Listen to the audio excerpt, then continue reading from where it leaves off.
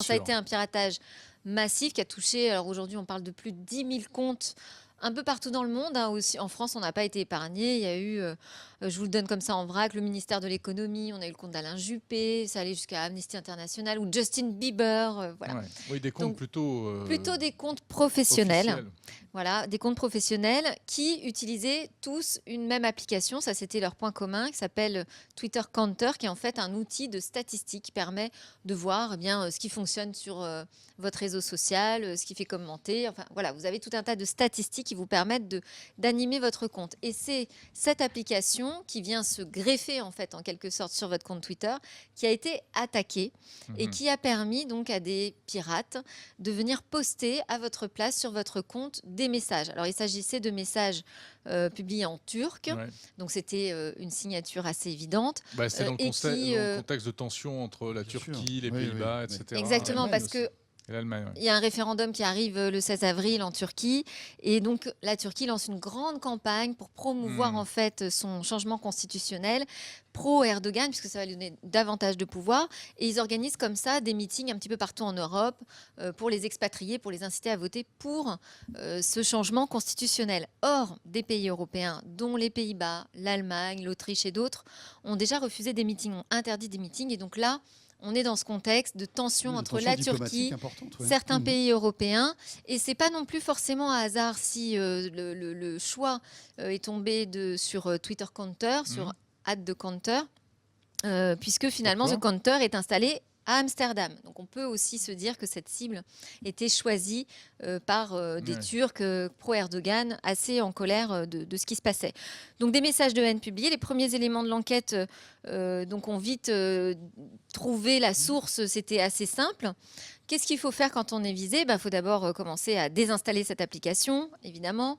Lui interdire les accès, mais ça permet également de faire un petit peu de ménage. Donc c'est le printemps, allez-y, allez regarder sur vos réseaux sociaux, Et oui. vérifiez les autorisations que vous donnez aux applications. Moi-même, j'ai fait l'exercice, je me suis dit non, moi j'ai donné aucune autorisation. Eh bien si, en fait, j'en avais donné plein. C'est-à-dire qu'on s'en rend pas compte. Effectivement, on a un compte LinkedIn. Ah bah oui, tiens, finalement, LinkedIn a l'autorisation de lire et d'écrire sur mon compte Twitter. Donc voilà, il y a des tas de choses comme ça auxquelles on ne fait pas attention. C'est un petit rappel à l'ordre. Allez vérifier quand même les autorisations que vous donnez, non pas seulement sur Twitter, d'ailleurs sur tous vos réseaux sociaux et faites le ménage.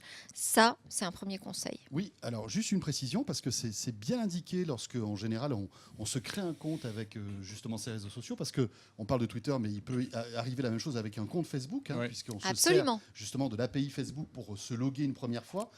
Mais parfois, en fait, l'application en question ne va récupérer que vos données personnelles et ne pas avoir l'autorisation de publier à votre insu.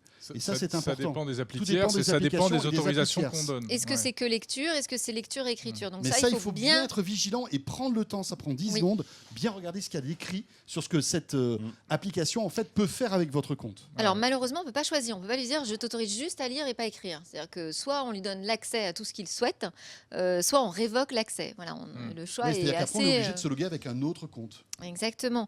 Quand je dis qu'il faut faire le ménage, c'est aussi parce que souvent on donne des autorisations à un moment à une application qu'on va tester et puis qui a disparu ou qui s'est fait pirater ou qu'on n'a plus du tout envie d'avoir chez nous. Donc voilà, on les oublie, il faut bien aller vérifier ça. L'impact pour Twitter, on va dire finalement, c'était pas très grave, c'est que des messages étrangers, alors quand même des messages de haine assez violents qui ont été diffusés, mais quelle est la conséquence ? Il me semble quand même que c'est important pour Twitter de réagir face à ça parce que c'est un problème de réputation. C'est-à-dire que d'un seul coup, c'est son service qui se retrouve attaqué. Je ne pense pas que Twitter puisse totalement se dédouaner en disant « mais c'est pas moi ». C'est une application tierce. On a le modèle en tête tous de l'Apple Store où Apple dit moi je vérifie mes applications avant de les laisser s'installer chez moi et je contrôle les autorisations. Je pense que il serait bienvenu aussi que Twitter communique là-dessus et prenne peut-être quelques résolutions de sécurité pour sa réputation. Il y a un consultant de chez Deloitte qui me rappelait que dans le numérique, finalement, tout repose sur la confiance. C'est-à-dire qu'on ne peut pas lancer un service, il ne peut pas fonctionner, il ne peut pas avoir de succès si les gens n'ont pas confiance. C'est le socle.